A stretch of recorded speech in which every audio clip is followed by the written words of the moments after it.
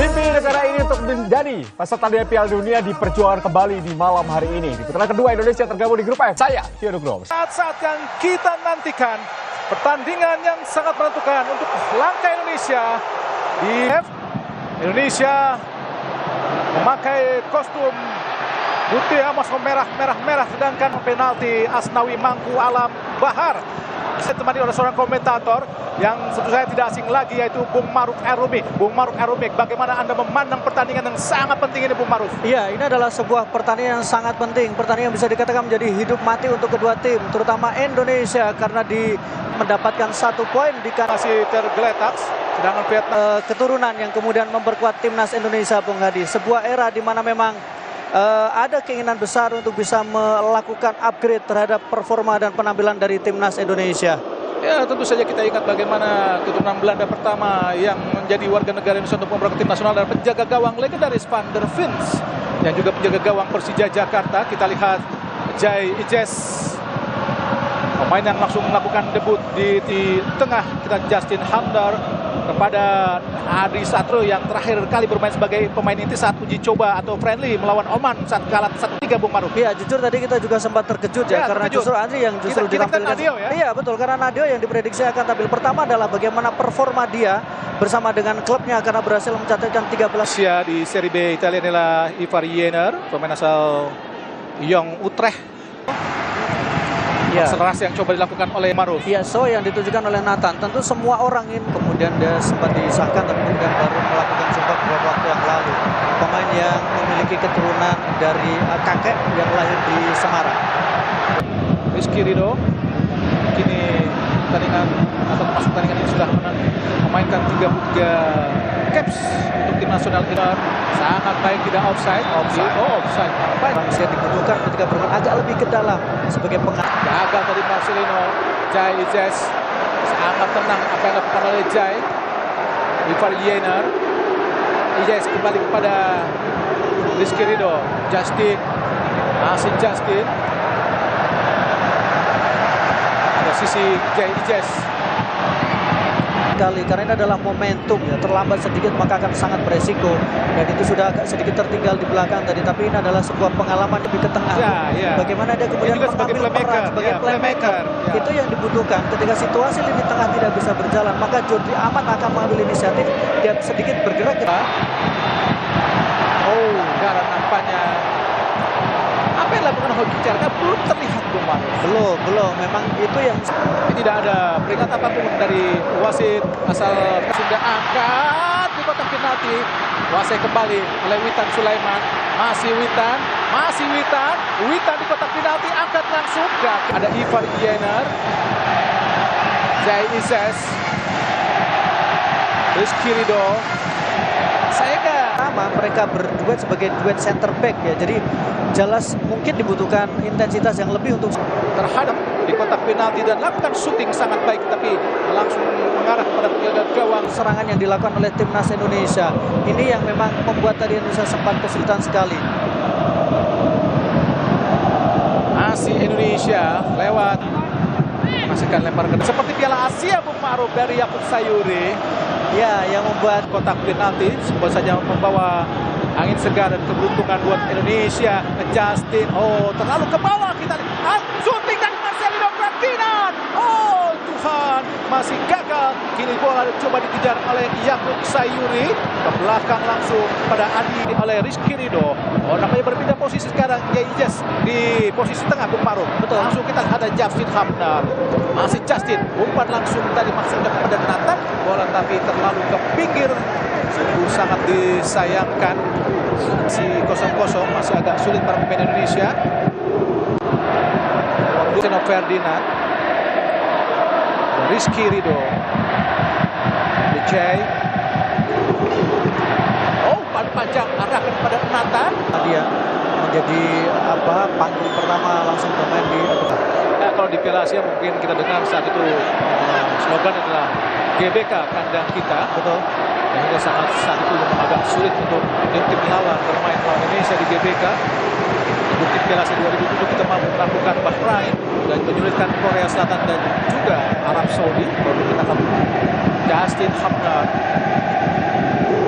Di tengah Indonesia belum menunjukkan perannya, Bung Maruf. Ya, belum bisa berkembang seperti yang diharapkan atau seperti biasanya, Bung. Ya, memang ini lebih karena pressing juga yang dilakukan oleh para pemain tugas itu ya. Tapi kita juga melihat bagaimana Marcelino tadi beberapa kali harus mendapatkan pressing yang cukup ketat.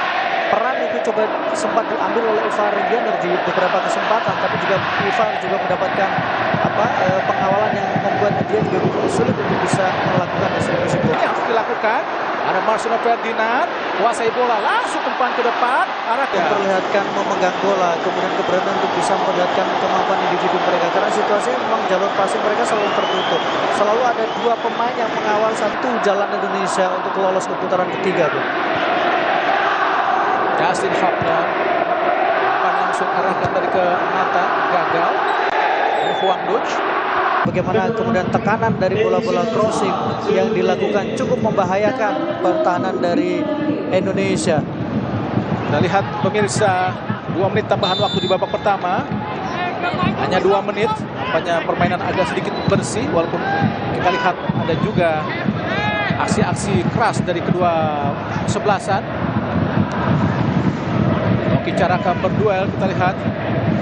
Arahkan Rafael Strike. Gagal memberikan umpan dari Strike. Mereka melakukan tembakan-tembakan spekulatif, saya pikir.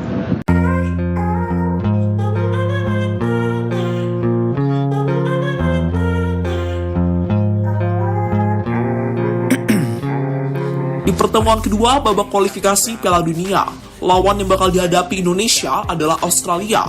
Sebuah lawan yang pastinya sangat berat, karena Australia adalah salah satu kekuatan besar di Asia. Menjadi langganan Piala Dunia, sehingga tak heran, dalam pertemuan nanti Australia lebih diunggulkan dibandingkan dengan Indonesia.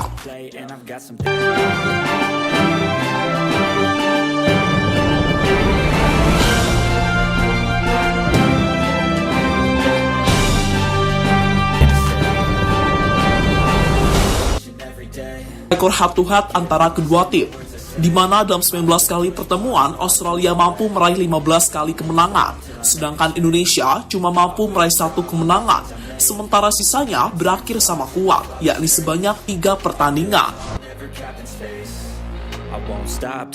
Pertandingan antara Indonesia melawan Australia sebentar lagi akan dilaksanakan. Persiapan demi persiapan pun terus dilakukan oleh kedua tim demi bisa meraih 3 angka. Australia yang kini tampak serius menjalani latihan sebelum melawan tim Garuda. Wajar jika Australia menjalani latihan yang sangat serius, karena dalam laga nanti mereka harus meraih kemenangan. Namun untuk meraih kemenangan, hal itu pastinya tidak akan mudah. Alasannya adalah karena lawannya Indonesia, tim yang terbukti sudah mampu merepotkan Arab Saudi di laga sebelumnya. Dibanding Indonesia, tekanan besar justru akan dirasakan oleh Australia. Alasannya adalah karena mereka harus meraih kemenangan. Karena di laga sebelumnya, Jackson Irvine dan kawan-kawan dikalahkan oleh Bahrain. Dalam laga melawan Indonesia, Australia bakal tampil habis-habisan demi bisa mendapatkan 3 poin. Bahkan mereka benar-benar melakukan persiapan maksimal. Dalam latihan itu, Australia meminta lapangan tempat latihan mereka ditutupi kain agar strategi dari Graham Arnold tidak diketahui oleh banyak pihak, termasuk Indonesia yang merupakan lawannya.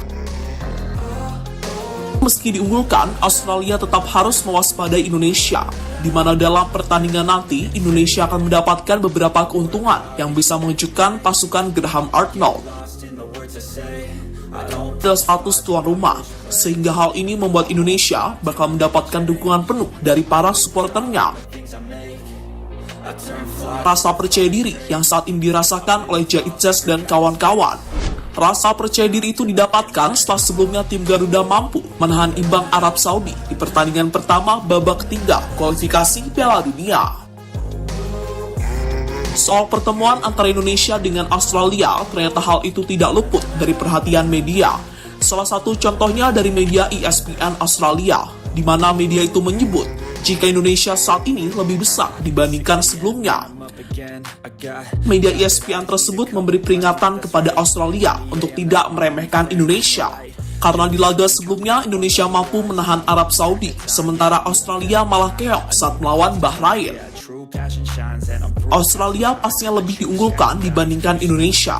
Selain soal pengalaman, The Socceroos juga unggul jauh dalam peringkat FIFA, di mana skuad Graham Arnold kini berada di ranking 24, sementara Indonesia berada di ranking 133. Australia harus hati-hati, karena hal ini tampaknya tidak berlaku jika lawannya adalah Indonesia. Alasannya adalah karena Indonesia bisa bermain mengejutkan di lapangan, sebuah permainan yang menunjukkan jika mereka bukan tim peringkat 133 FIFA.